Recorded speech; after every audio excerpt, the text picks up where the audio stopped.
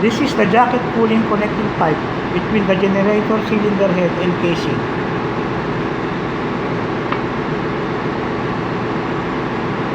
This is the result of pulling out using the wrong tools. Vice grip and pipe rolls. Now I'm going to make a simple puller.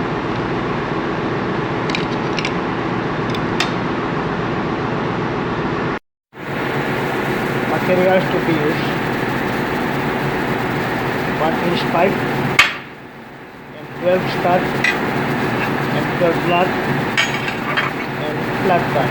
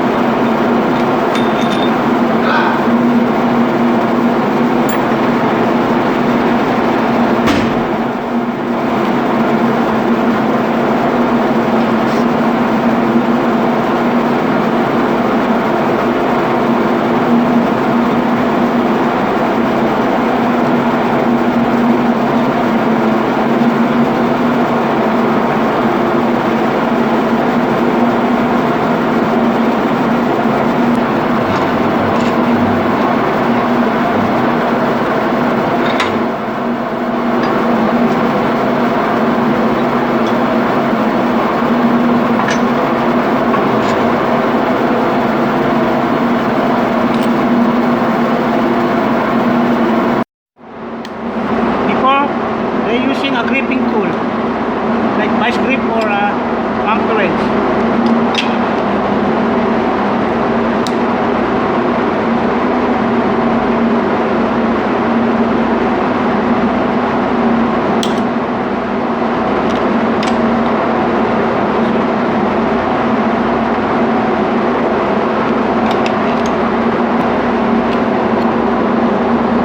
Now the puller for testing.